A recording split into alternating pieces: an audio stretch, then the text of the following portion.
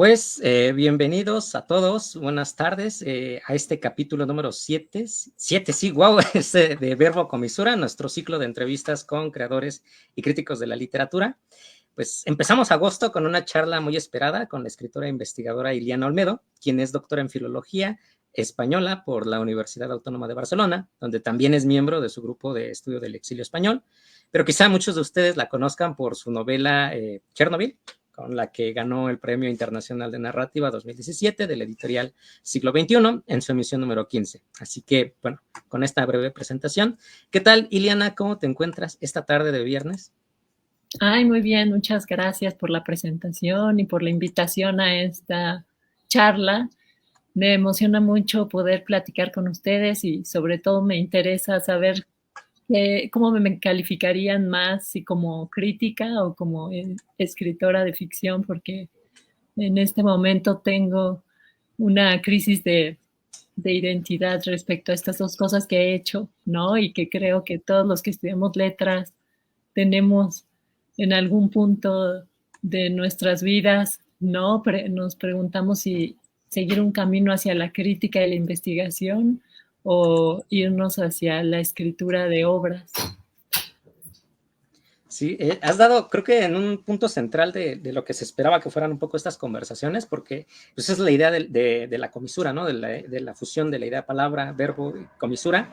Lo explicamos un poco como al inicio de este nuevo ciclo y lo comentábamos precisamente para traer, ¿no? A críticos e investigadores de la literatura, pero también a creadores, ¿no? Y han estado así con ese perfil con nosotros Héctor Vizcarra, ha estado la misma Maritza Buendía con la que iniciamos este ciclo de entrevistas, que tiene igual su lado de investigadora y su lado de crítica, entonces me parece que es bastante interesante, ¿no? Ahorita vamos a ir desmenuzando, yo creo. Es una alegría para nosotros que hayas podido hacerte un espacio para conversar un ratito aquí.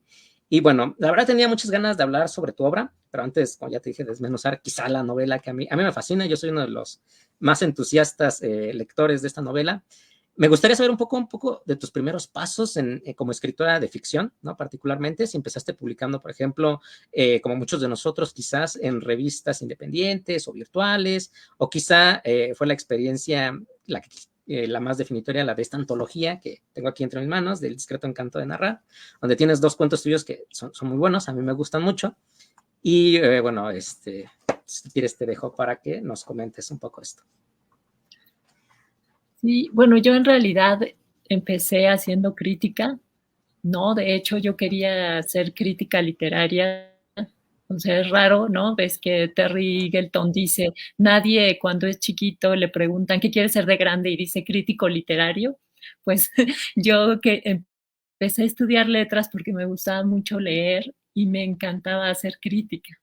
Entonces me iba mucho hacia el ensayo, ¿no? Tenía este ánimo de hacer crítica y realmente quería hacer una escuela de crítica en México fuerte, ¿no? De hecho, tuve la beca del Centro Mexicano de Escritores muy joven, en el año 2000, que tenía 25, 24 años, ¿no? Y mi proyecto era de ensayo, era sobre novela histórica en México, ¿no? Que ahora ya se ha estudiado muchísimo, pero en ese momento era un tema muy novedoso, ¿no? De hecho, mi tutor era Carlos Montemayor, que me ayudó mucho como guía espiritual de ese proyecto, porque justo él decía que la novela histórica en México tenía una tradición que venía desde el siglo XIX, pero que se había transformado en el XX hacia una visión más crítica de la historia, ¿no? De lo que se contaba y de todas estas narrativas silenciadas, ¿no? Que es el proyecto que realizó en Guerra en el Paraíso, ¿no? Y en sus novelas Los Informes Secretos, etcétera. Y yo empecé este proyecto que incluía también Ibargüengoitia, estos autores que no se consideraban serios en ese tiempo, ya hace 25 años, ¿no? Y que ahora ya son más estudiados, ¿no? Y empecé escribiendo ensayo, pero aparte escribía ficción, escribía cuento, que creo que la mayoría de la gente empieza escribiendo textos breves que son más manejables que una novela. Y ya cuando me fui a hacer el doctorado siguiendo esta idea de hacer crítica, empecé a escribir novela, ¿no? Era paralelamente a la tesis doctoral, todas las noches escribía una novela que está inédita y que escribí muchas veces porque en algún momento del doctorado, que es un largo viaje, sobre todo en ese tiempo, ahora creo que son más cortos y se espera que hagas un doctorado en 5 años, pero yo estuve haciendo esta investigación que es sobre una autora que se llama Luisa Carnés durante 10 años y al mismo tiempo estuve escribiendo novela, ¿no? Escribía y también escribía cuento, o sea, iba compaginando las dos cosas, la investigación y la literatura. Y después, cuando ya llegó el momento, terminé el doctorado y cuando llegó el momento de volver, yo tenía todavía muchísimas ganas de escribir, bueno, seguía escribiendo ficción y pedí una beca del FONCA en novela, ¿no? Porque ya había pedido antes de ensayo, pero no me la habían dado, ¿no? Había pedido 2 veces, ¿no? Nada más porque como vivía en España, pues tampoco estaba muy, pero como ya iba a volver, dije, bueno, voy a intentar, ¿no? Y fue cuando metí el proyecto de Chernobyl, ¿no? Que Verónica Murguía, esta escritora de cuento fantástico, novela histórica, eligió, porque es muy buena lectora, yo creo, ¿no? Y ella me metió con esta generación de autores que se volvieron mis amigos con el tiempo, ¿no? Y que tenían proyectos muy interesantes todos. Estaba Ave Barrera, Gil Maluque, ¿no? Trino Maldonado, éramos este grupo de, nos apoyábamos mucho y al final esta novela la seguí trabajando después de y ganó este premio que fue, yo empecé de hecho a trabajar como investigadora en la Universidad Autónoma de Guerrero como parte de un proyecto que tenía el CONACYT de enviar investigadores fuera de la ciudad. Y es un trabajo que a mí me gusta muchísimo, la investigación, ¿no? De hecho, investigar creo que es la parte más entretenida para mí, la que más disfruto de escribir ficción y estaba muy contenta, pero yo pensé, si sale Chernobyl, si se publica, yo dejo la investigación y me dedico a escribir, ¿no?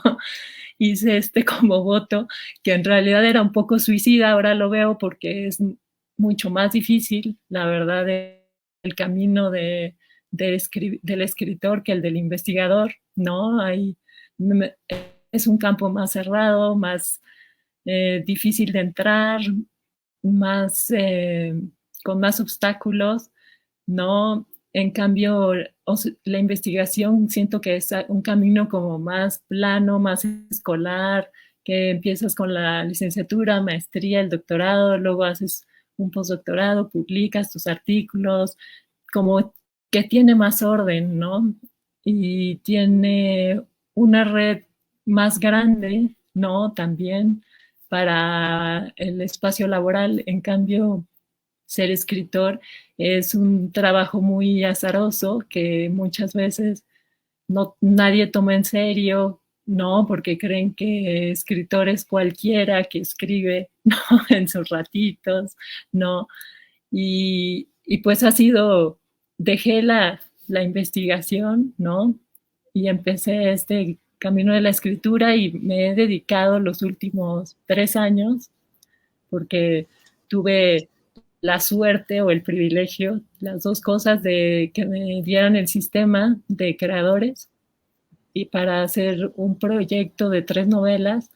Y bueno, ahorita como fue algo que para mí era la oportunidad en mi vida de dedicarme a escribir, pues ya llevo 4 novelas, pero que estoy revisando y que quiero publicar, ¿no? Porque realmente creo que es mi oportunidad, la oportunidad que me da la vida de ponerme a escribir ficción, ¿no? Aunque claro, sigo haciendo investigación, yo no lo puedo dejar, sigo haciendo textos académicos, artículos, hace poco, el año pasado, hice un monográfico de Luisa Carnés, que salió en una revista académica con una investigadora española que se llama Ángela Martínez.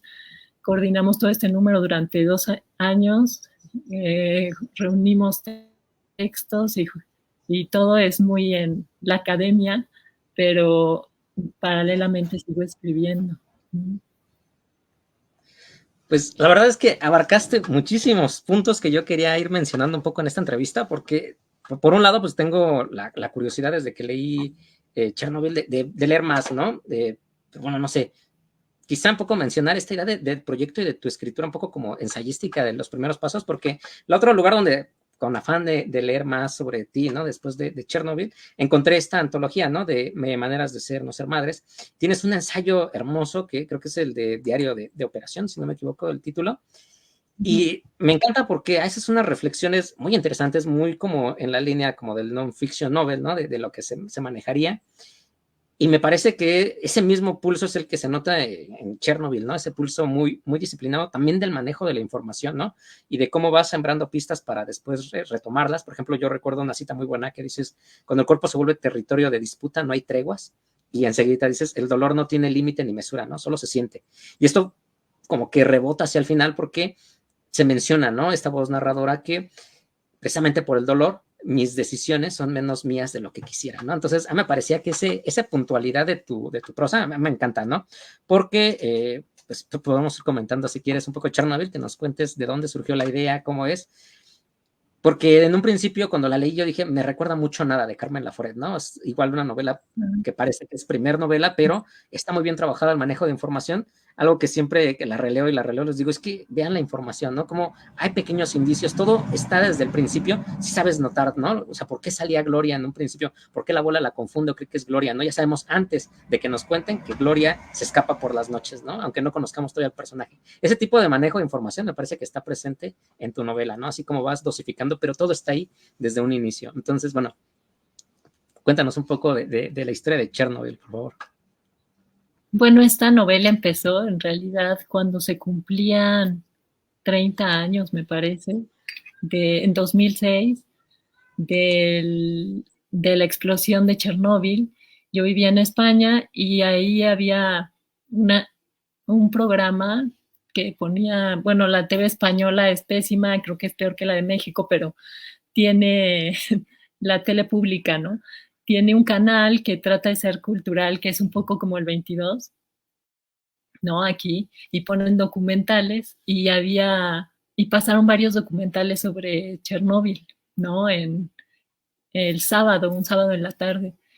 Y yo empecé a verlo y fue un tema que me fascinó, ¿no? Yo dije, ¿por qué este tema me atrae tanto? ¿A qué me recuerda? Algo que seguramente estoy reprimiendo.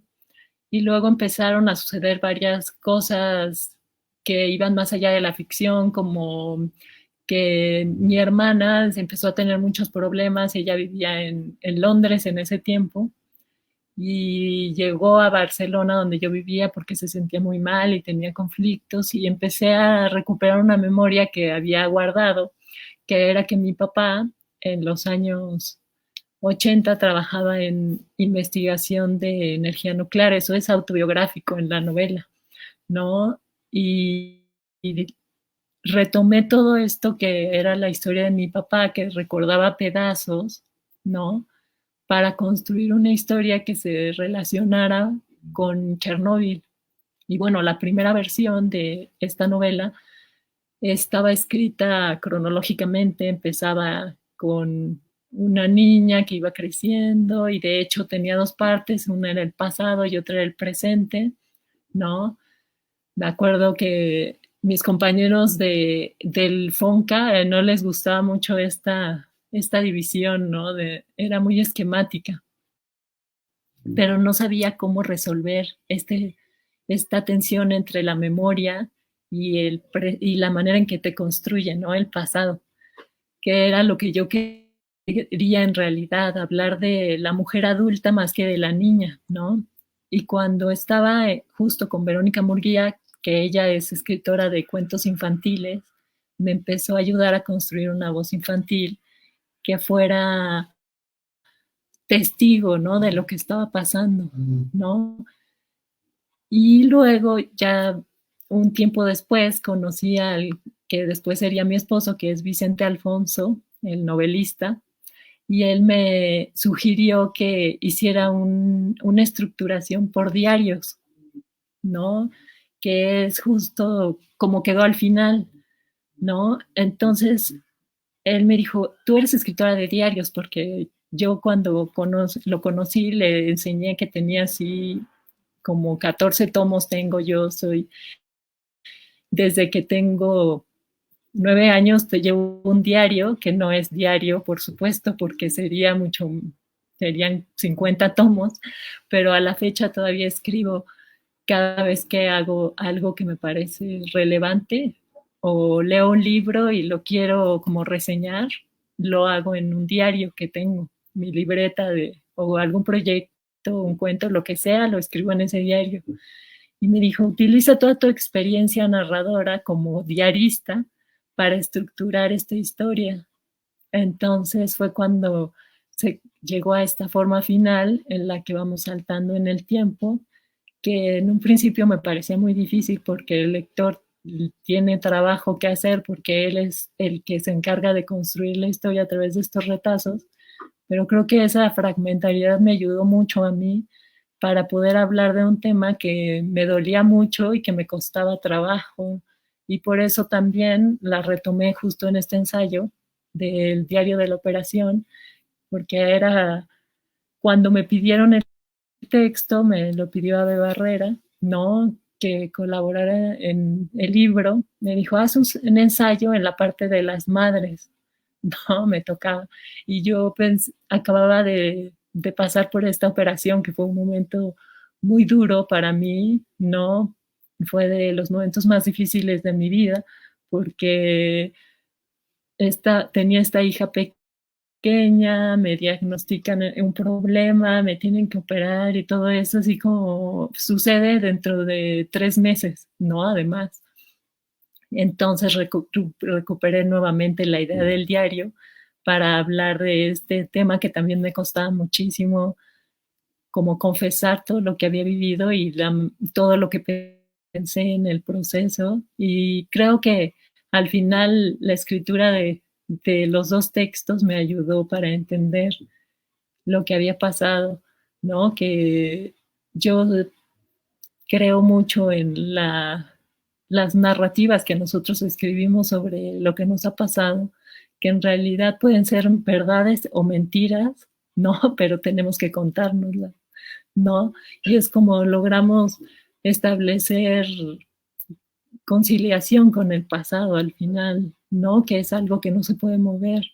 Y si tú partes de la idea de este pasado es una piedra y no va a cambiar, ya tienes un problema para el futuro, ¿no? Yo creo que hay que reconstruir este pasado siempre, todas las veces que sea necesario para poder seguir adelante, ¿no? Porque si no, sufres más de lo que deberías y no creo que ese sea un buen camino, ¿no?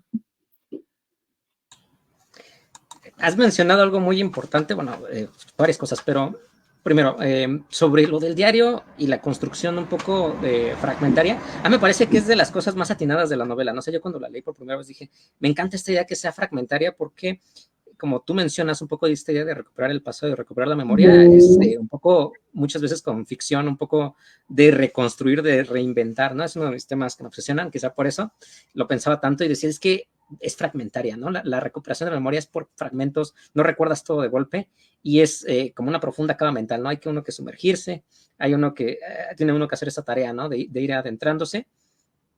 Y bueno, ahora entiendo un poco, algo de lo que te quería preguntar era un poco esta línea, esta construcción de la voz infantil que me parece muy bien lograda, que tiene mucha verosimilitud, ¿no? Esta voz contrasta, porque contrasta con la indiferencia, ¿no? Un poco de lo infantil, de que a veces somos un poco, pues sí, ¿no? Un poco narcisistas cuando somos niños, ¿no? Y no vemos todo el panorama. Hay una cita que me encantaba de la novela, en donde la hermana está triste, ¿no? Está enojada con ella, con la hermana, porque tienes esta relación un poco con la mejor amiga y ella dice, no sé qué le molesta, ¿no? Si ella es mi amiga y ella es mi hermana, ¿no? Son cosas distintas. Y dice, además, ella ha ido más veces a la feria, ¿no? O sea, y remata con eso que es muy doloroso para la protagonista, bueno, para la hermana Paula, Y me encanta, ¿no? Que esa falta de tacto, todavía hay remanentes un poco en este encuentro que tiene con su hermana, ¿no? Cuando sucede todo esto de la casa como un poco cerca de la playa.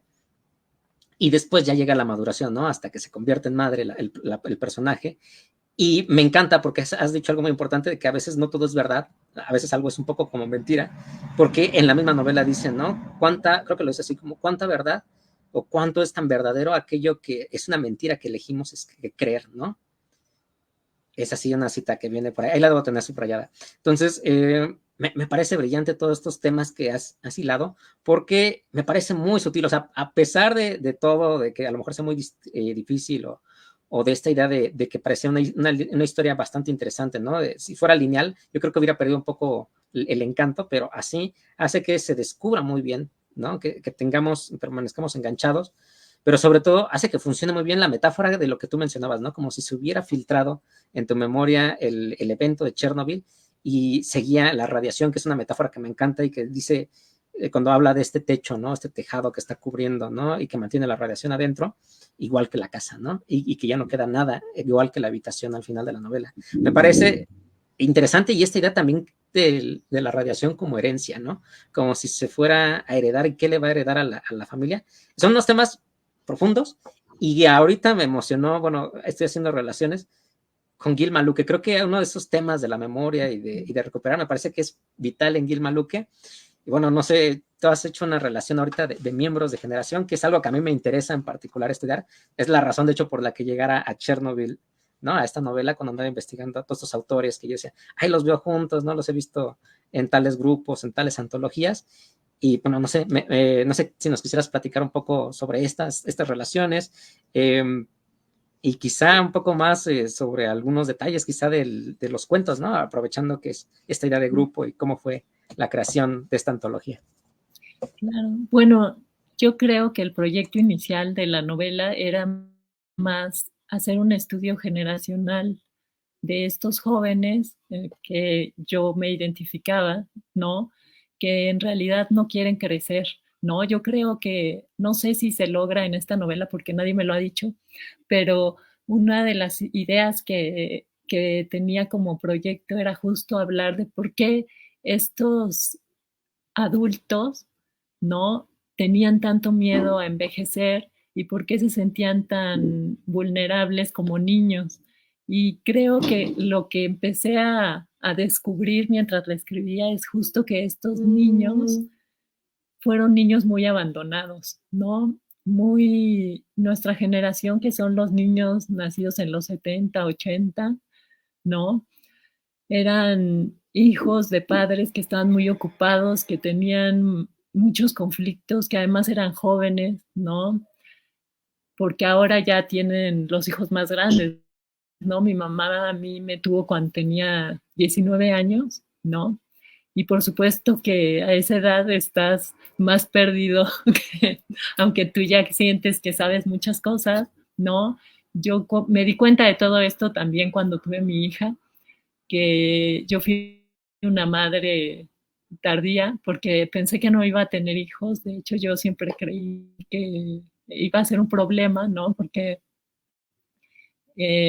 yo tenía esta idea clásica de las feministas, ¿no? De que los hijos, tú decides si tener hijos y pensaba que los hijos eran realmente un problema, pero en mi experiencia aprendí muchísimo de la maternidad y ser madre me ha hecho una persona mejor, sin duda, ¿no? Y me ha hecho entender también el papel precario que tenían mis padres respecto a mí y por qué estaban tan ensimismados en sus problemas y yo como niña no lograba entender, ¿no?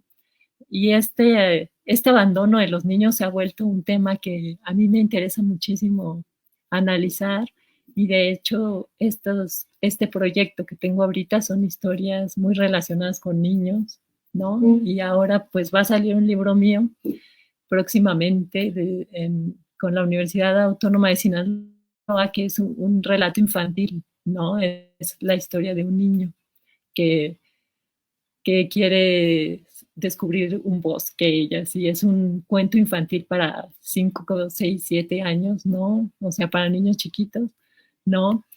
Y he explorado este camino de los niños porque también me parece que si hay un momento en la vida en el que defines la manera en la que vas a ver el mundo es en la infancia, ¿no? Y muchos de mis compañeros de generación, mis hermanos también, mis primos, están muy decepcionados del mundo y perdieron la esperanza porque si hay alguien que te hace daño cuando eres niño, creo que ya no puedes recuperar la, la fe en la humanidad, ¿no?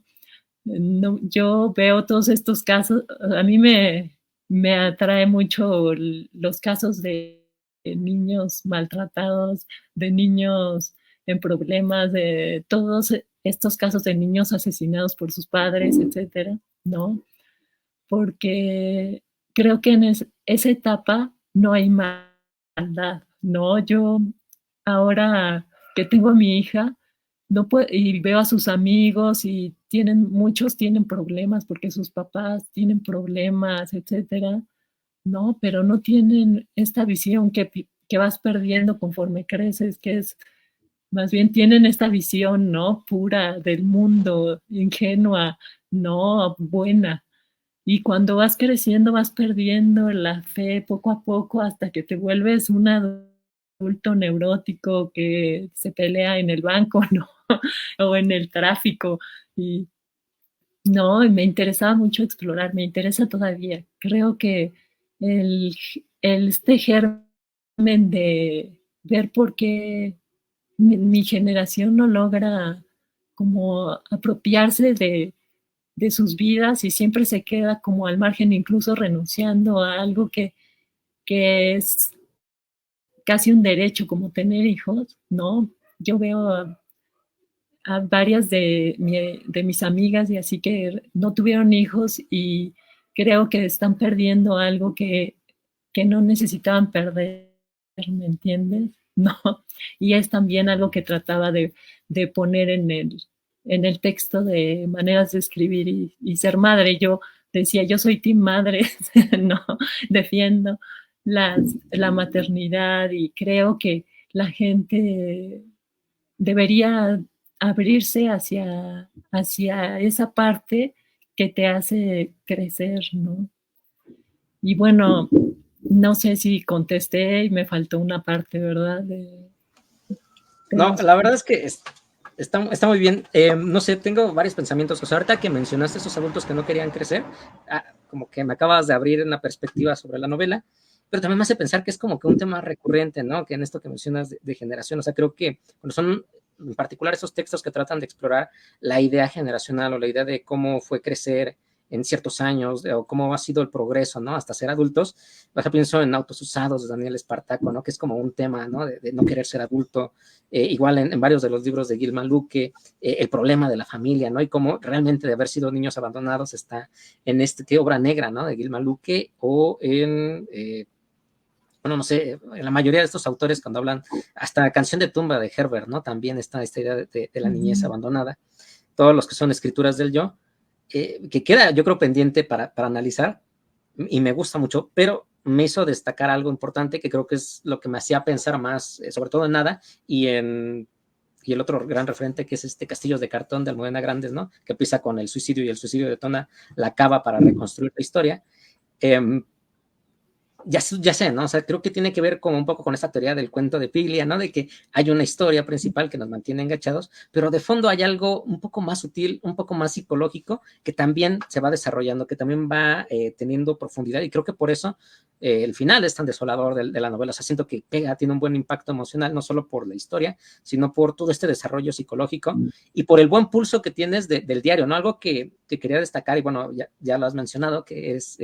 de esta tradición de escribir diarios, ¿no? Pero la verdad es que pocas veces he notado esta pretendida honestidad, ¿no? O sea, sabemos que es ficción y que se logre, que parezca que es una voz que está siendo honesta y que está abriéndose como si no tuviera miedo a nada, porque ¿quién va a leer los diarios, no? ¿Por qué agarrar un tono impostado en un diario? ¿No? Que es ese tono de honestidad que creo que por eso se retoma en la ficción, ¿no? Voy a escribir un diario para que le crean a mi personaje, ¿no? Pero creo que aquí está muy bien logrado creo que tienes ese pulso de los grandes diaristas como André Gide, ¿no? Que es de las grandes tradiciones, o Tablada, y está muy bien manejado, ¿no? Yo creo que son esas dos cosas. No sé si nos quisieras platicar un poco de más de esta idea de las sutilezas, ¿no? Que quieres tejer y de cómo te ayuda mucho esta escritura del diario, y quizá, pues ya, aprovechando, pues alguna novela si tiene relación, alguna de las nuevas.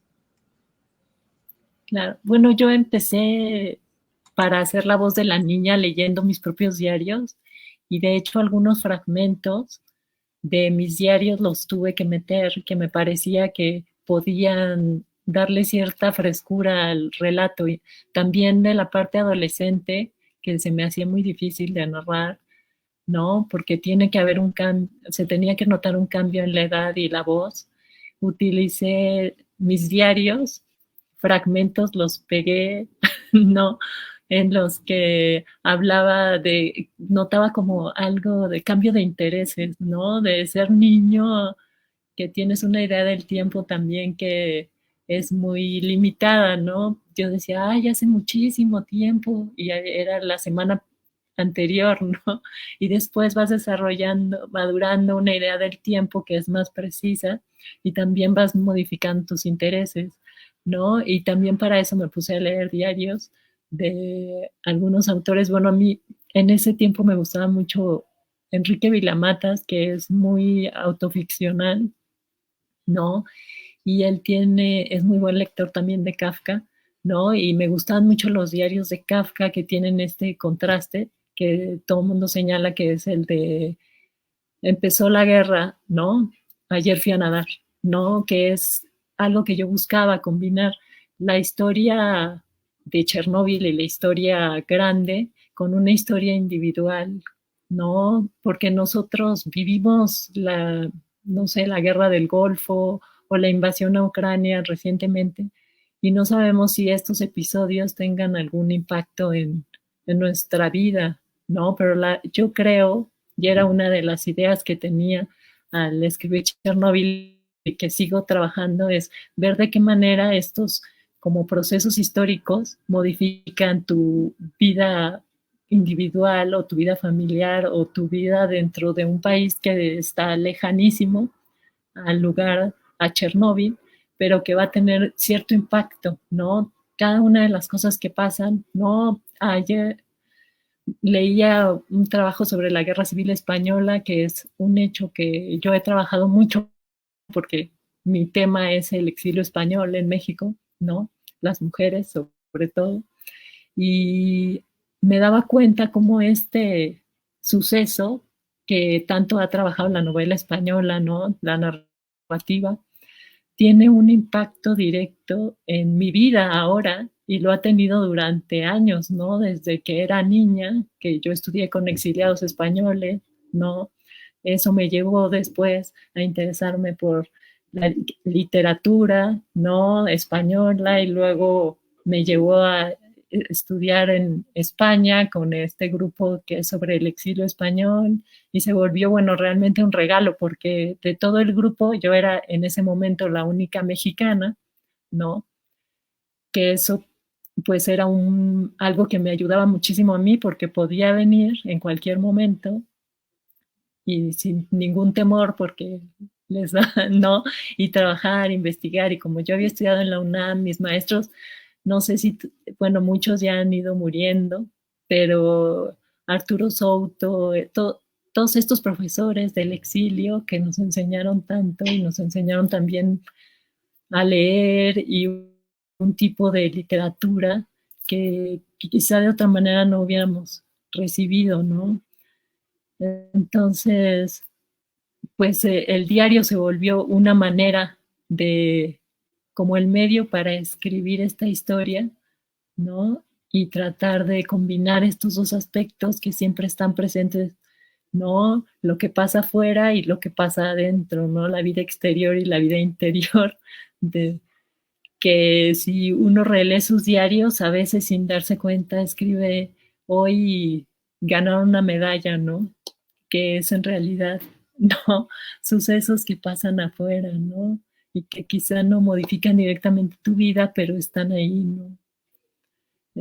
que siempre, bueno, es algo que a mí también me interesa mucho, la relación de la historia y cómo se escribe, ¿no? Y cómo la literatura es capaz de dar nuevas versiones de, de la historia y de los hechos históricos y sacar a la luz estas voces. Supongo que empezó desde justo con mi maestro Carlos Montemayor, ¿no? Que me enseñó todo esto de, bueno, mira, aquí habla de la independencia, pero nos da otra luz y también hay una guerra sucia de la que nadie habla, ¿no?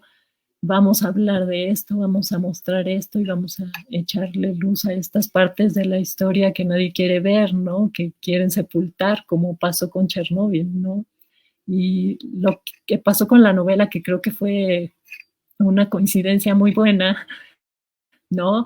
Y que al principio me preocupaba mucho, pero creo que estuvo muy bien, y es que salió esta serie, ¿no? De Netflix o de HBO, que era sobre Chernóbil, ¿no?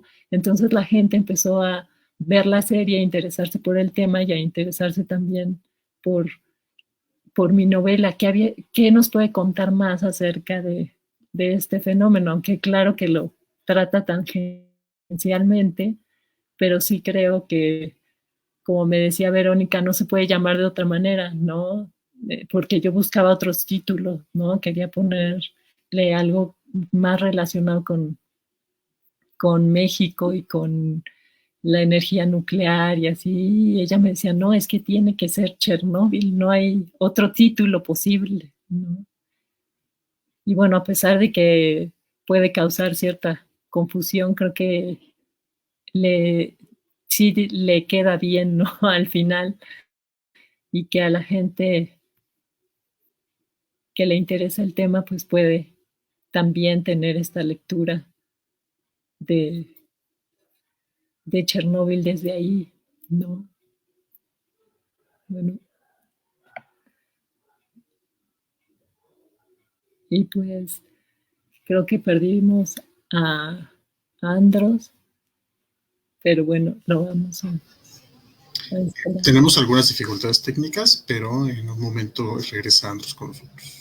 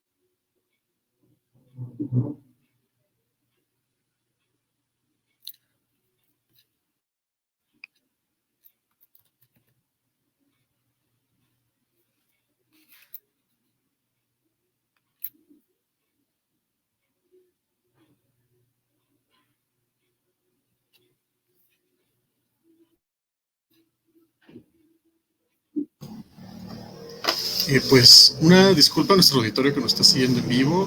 Pues, hemos tenido algunos problemas técnicos por ahora. Esperamos que el conductor se vuelva a unir lo más pronto posible para continuar con la charla.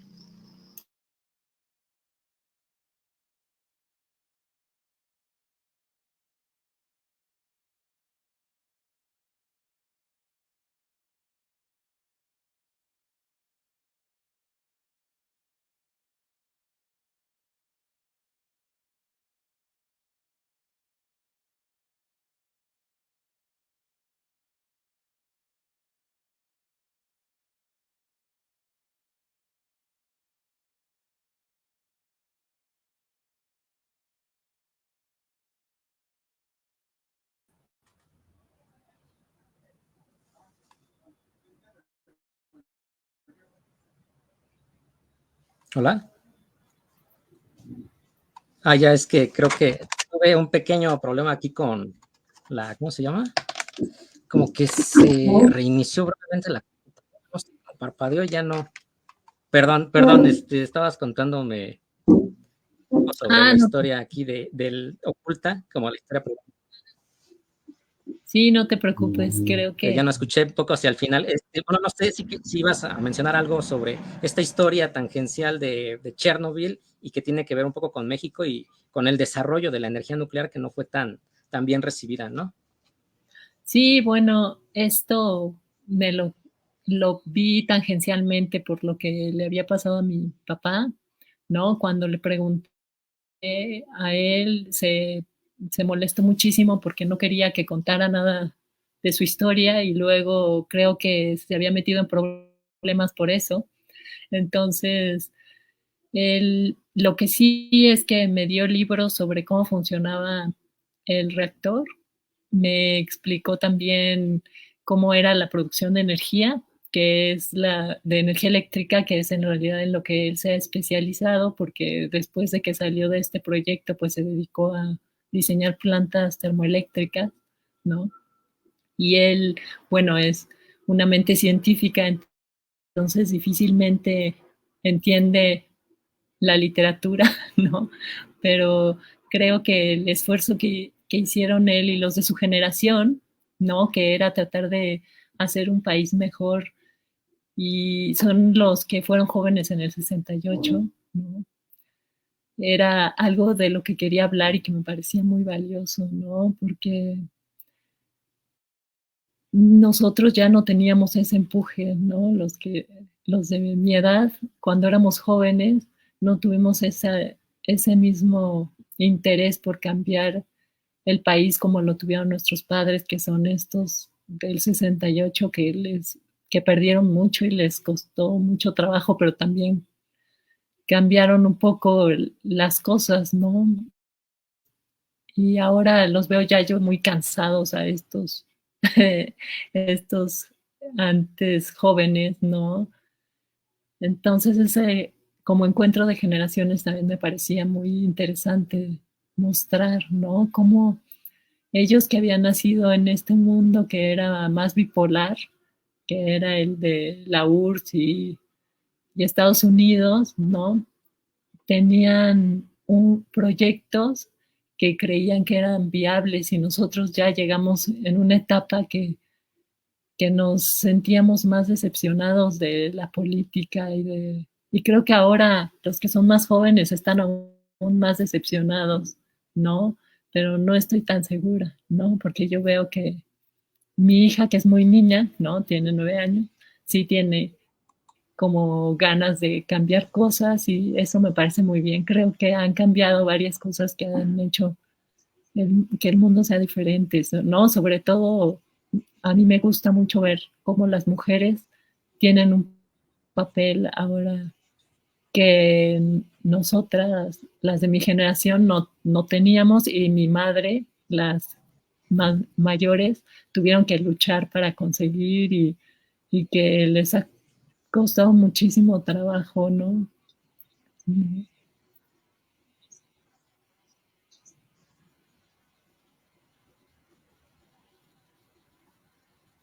Sí, sí, pues es que la verdad yo creo que es uno de los puntos que también me parecían muy interesantes de la novela, esta idea como un poco como de lucha social, ¿no? Y de que el papá parece este espíritu, o bueno, esta parte de la novela un poco más optimista, ¿no? Creo que de toda la novela es un poco lo más optimista que hay, estas voces de la razón de hay que independizarnos, de que conseguir nuestra propia manera de desarrollar el uranio, creo que sí es el uranio enriquecido, ya no me acuerdo cuál, es el compuesto que se menciona, ¿no? Porque nunca nos va a dejar, ¿no? Estar al lado de Estados Unidos. Y lamentablemente ese idealismo también es lo que le cuesta, ¿no? Al padre y le cuesta también a la familia, ¿no? Le cobra cierta factura.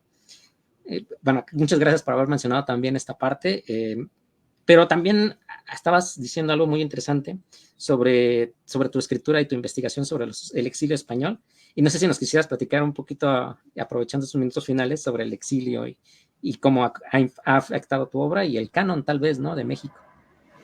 Claro, bueno, yo empecé a leer a los escritores exiliados como muy temprano. Yo recuerdo que alguna vez fui a la Biblioteca Central. Si vas, podrás ver que ahí hay como 50 libros de Max Aub, ¿no? Y todos nos preguntamos, ¿quién es este señor que tiene tantos libros y que nadie conoce, ¿no?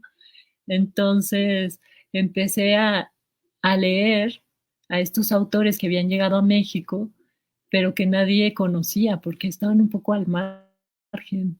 Y cuando llegué a España me di cuenta que también estaban al margen y todavía lo están en España, pero hay toda una corriente y un grupo que está tratando de rescatarlos y de reinsertarlos en la historia de la literatura, ¿no? Y entre ellos yo tenía una tutora que admiro mucho porque me enseñó muchas cosas que no sabía, que se llama Neusan Blancat, ¿no? Y me dijo que me fuera hacia el género, que empezara a buscar a las mujeres, porque si de por sí los escritores exiliados estaban al margen, las mujeres estaban en el último callejón, ¿no? En el olvido absoluto. Y empecé a recopilar mujeres, ¿no? A escarbar a ver qué mujeres encontraba y a leerlas, ¿no? Porque a mí me interesaba rescatar a una mujer que escribiera bien, ¿no? Que no cualquiera. Y encontré primero a Mercedes Pinto, que es una autora de Canarias, que vino a México antes de la Guerra Civil y que escribió una novela que se llama, bueno, escribió varios libros, pero hay uno que es muy conocido que se llama Él, porque Buñuel hizo la película, ¿no? No sé si la has visto, pero el libro es muy bueno y cuenta toda esta historia, ¿no? En la que ella se casa con un hombre que es paranoico y después él la intenta matar y ella tiene que huir, etcétera, ¿no?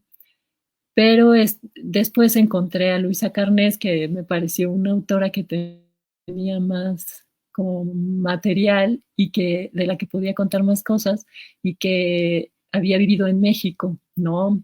Y había muerto en México tempranamente y que era pareja de Juan Rejano, el poeta, que fue director de la revista mexicana de cultura, ¿no? Del Nacional, ¿no? De la revista. Y entonces empecé a investigar a ellos dos, primero a ella, ¿no? Y encontré sus novelas y hice todo un trabajo de recuperación y llegué aquí a la hemeroteca y en la UNAM encontré que tenía una columna semanal, ¿no? Justo en el Nacional. Entonces recuperé toda la columna y empezó como a salir una autora que tenía muchísimo material, muchísimo trabajo y que nadie conocía y empecé a preguntar por algunos escritores que habían sido mis maestros, como que los habían conocido a los dos, a Juan Rejano y a Luisa Carnés, y pues la mayoría no la recordaba a ella porque en realidad no se movía dentro del circuito de los escritores mexicanos, que la verdad es que es bastante masculino, era más antes, ¿no? Y entonces encontré esta autora y luego una editorial española que se llama Hoja de Lata, reeditó su novela de los años 30 que se llama Tea Rooms y resultó que la novela se volvió un éxito de ventas en España, ya lleva 16 ediciones, ¿no? La familia, bueno, su hijo murió, yo hablé con el hijo de ella hace como 10 años y él de hecho tenía la idea de su madre de que era pues una buena madre que a veces escribía, ¿no? Yo le pregunté, ¿qué quieres que se recuerde de tu madre? Y me dijo, pues que era buena persona, ¿no? Y yo, pero su obra, ¿qué me puedes decir de la obra? Y me decía, pues escribía sus cositas, ¿no? Así como, y dejó como 10 manuscritos inéditos y el hijo se los dio a un historiador que estaba trabajando sobre el ferrocarril, algo. El otro dijo, ay, mi madre dejó esto y ahí se los dejó y de hecho es el que ahorita tiene esos manuscritos y están los nietos de Luisa Carnés tratando de convencer de que le dé al Bacea, que se los dé para poderlos ir sacando, pero bueno, ha sido una labor de años en el que poco a poco se ha ido conociendo a Luisa Carnés y al final empezó a formar parte ya de las lecturas obligatorias en España, lo que me parece eh, como investigadora se me hace un gran regalo, ¿no? Y también una crítica grande a la idea que tienen sobre el pasado, ¿no? Los españoles tienen todo este conflicto sobre esta guerra civil, sobre cómo construir el pasado, cómo construir memoria, porque hicieron un pacto de silencio después de que muere Franco para poder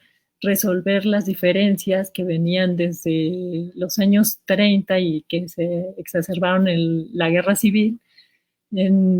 Deciden hacer un pacto de silencio en el que iban a perdonar a todos, ¿no? Y de hecho hay documentales en los que saben perfectamente quiénes eran los torturadores, ¿no?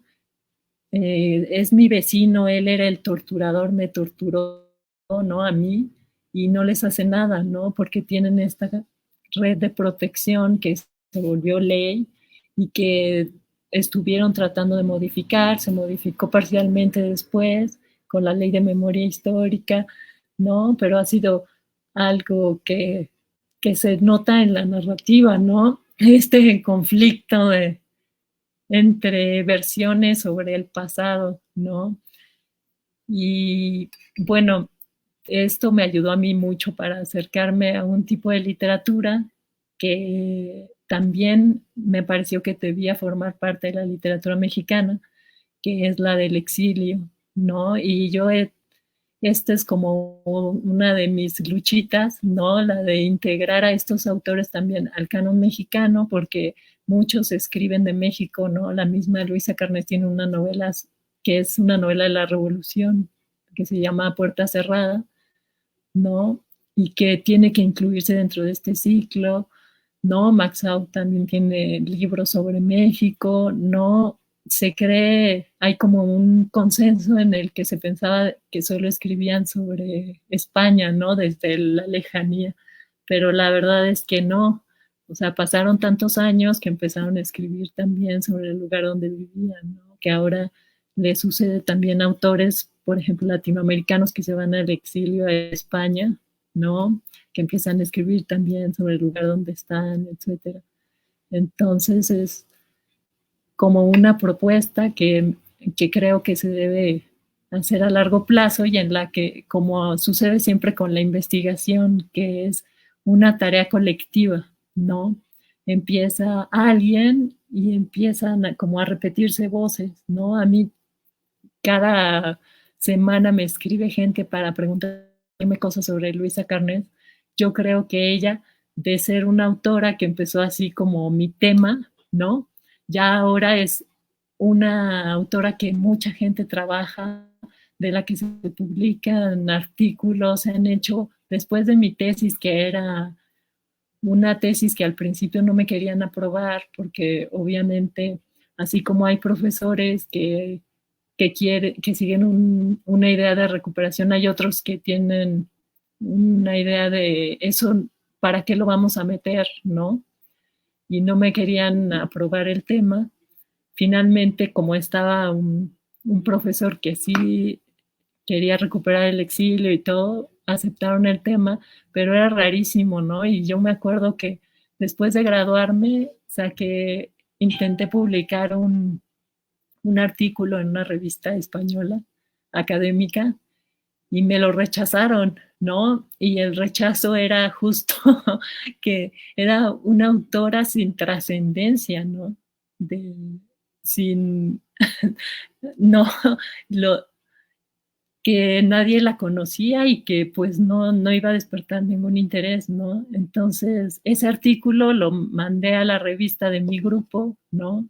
Ahí lo publicaron, pero yo me quedé con esta amargura de que era una autora que nadie iba a leer. Lo mismo pasó, por ejemplo, con María Luisa Bombal en su momento, ¿no? Que también fue una autora que rescataron y que empezaron a replicar y ahora, bueno, es una autora que está en el canon perfectamente, ¿no? Y que se ha integrado muy bien, ¿no? Entonces esa es la idea que yo tengo de abrir el canon, que el canon siempre es como flexible, yo creo, que sí siempre se pueden hacer enmiendas, cambiar. De hecho, mi tesis de licenciatura era de letras hispánicas allí en la UNAM, era sobre el cuento fantástico. Y hace muchos años empecé en este tema que era marginal también y que ahora ya ha sido muy estudiado y me da mucho gusto, ¿no? Y lo que hacía era ir a la biblioteca y buscar antologías de cuento de los años 50, ¿no? Para ver quiénes publicaban y por qué. Y ahí así fue como llegué a Amparo Dávila, ¿no? Y todas estas autoras que nadie conocía y que ahora ya, por suerte, ¿no? Y para bien del canon mexicano ya están integradas al, a la literatura y ya el fondo las publica, ¿no? Pero que eran súper difíciles de encontrar, ¿no? Antes, ¿no? De hecho, todavía hay varias por ahí que necesitan volverse a leer y recuperarse, ¿no? Sí, pues es un trabajo yo creo que en construcción y que se tiene que seguir haciendo. O sea, pienso ahorita un poco como con el caso de la Sin Sombrero, que apenas empieza a retomar dentro de este corpus de los autores de la generación del 27, y que es precisamente esas luchas, ¿no? De tratar de recuperar a las que estaban fuera, sobre todo las más olvidadas de este grupo, pues eran igual las que vivieron en un exilio, ¿no? Durante el momento después del triunfo de Franco. Entonces, pues sí, es todavía un gran camino y todavía me sorprende esto que nos cuentas de la autora.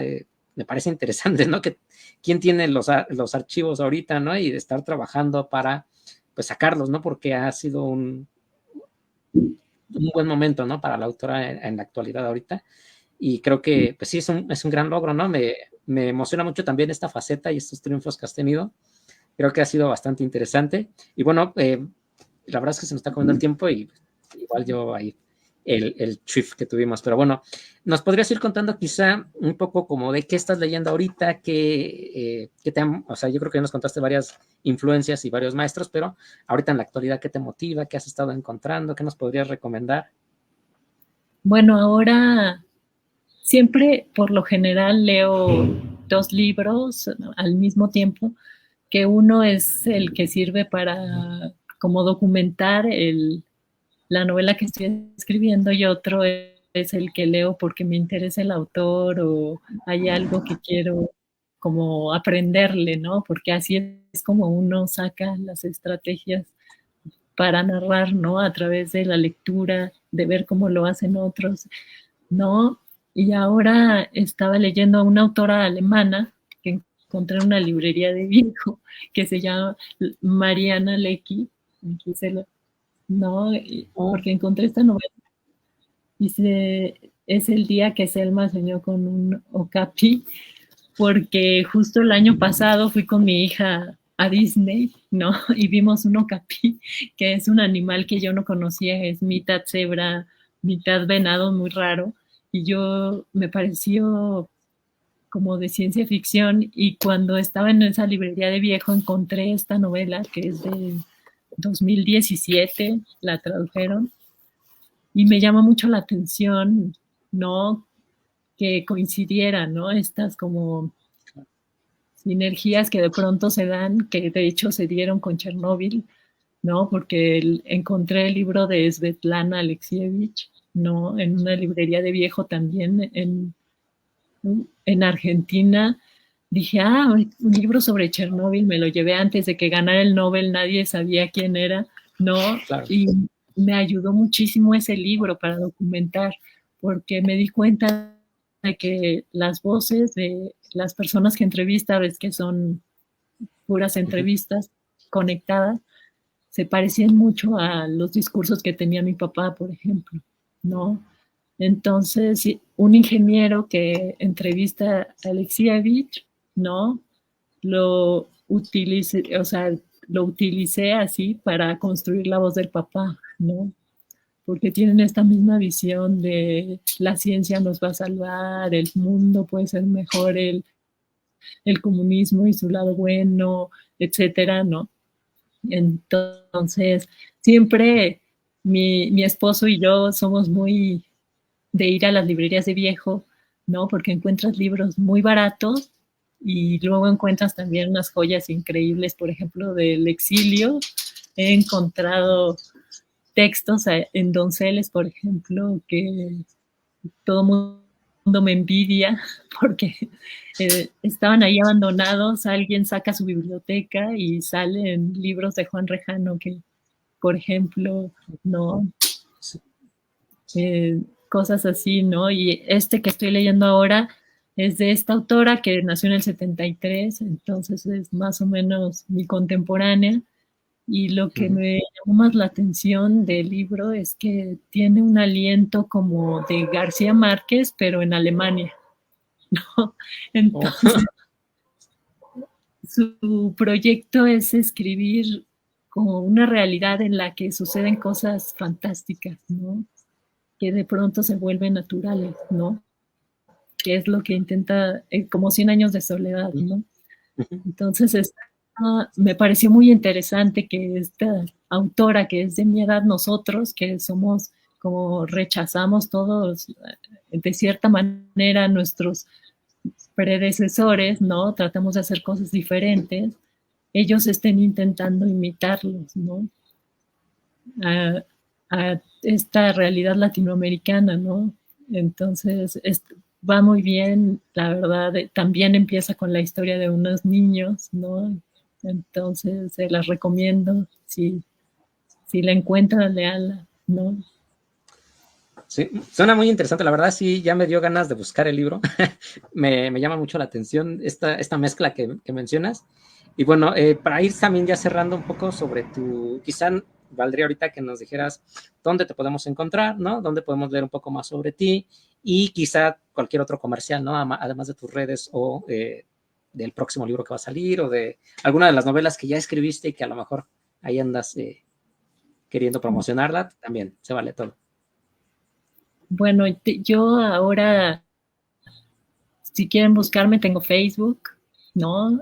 Y Twitter, me gustaba mucho Twitter porque era un espacio donde podías leer como voces disidentes, pero desde que se volvió ex ya no entro tanto, ¿no? Pero también tengo cuenta de Twitter y a veces cuando me pongo rabiosa ahí pueden encontrarme, ¿no? Y bueno, va a salir este libro infantil que les contaba que se llama Salir del Bosque, que es para niños, y espero que pronto salga una novela en la que trabajé los últimos como 2 años o 3, ¿no? Que empecé en la pandemia, de hecho, y es sobre comida, porque cuando Mónica Lavín, ¿no? Que yo la admiro muchísimo, leyó Chernobyl, me dijo que le había llamado mucho la atención que todos los personajes se explicaban a sí mismos o tenían relación con la comida. Entonces empecé a reflexionar sobre esta relación que tenemos, que siempre me di cuenta que es patológica siempre con la comida, o comes de más o comes de menos, o comes para algo, no, tu relación también con la madre tiene mucho que ver con esto, ¿no? Con los padres, con los abuelos, con qué tipo de comida cocinas, es parte de tu tradición, de tu historia, de tu identidad, ¿no? Entonces quería explorar esta relación con la comida y va por ahí esta novela que espero que salga pronto, ¿no? No les voy a contar más porque, como dice Poniatowska, luego se ceban los proyectos. No, está muy bien, la verdad, creo que con ese pequeño aperitivo está más que suficiente para que estemos expectantes de tus siguientes proyectos. Por nuestra parte, yo creo que volvemos a insistir en que estamos muy agradecidos, ¿no? En que hayas aceptado esta invitación. Y bueno, a todos los demás, a los que nos están viendo, recordarles que ya está el nuevo número de la revista, el número 14. Vamos a ver si preparamos otro evento a más adelante, y que no se sigan, bueno, que nos vayan siguiendo en estos eventos, ¿no? Vamos a tener otros investigadores. Ya se había adelantado que también vamos a tener una sesión doble a Ana García Bergua, ¿no? Y a este autor, Alfredo Núñez, por su novela Waikiki, y más adelante la sorpresa, ¿no? Que les tenemos preparada, pero bueno. Eso sería, yo creo que todo por nuestra parte. Muchísimas gracias por habernos acompañado y que pasen una excelente noche y buen fin de semana. Hasta luego. Hasta luego.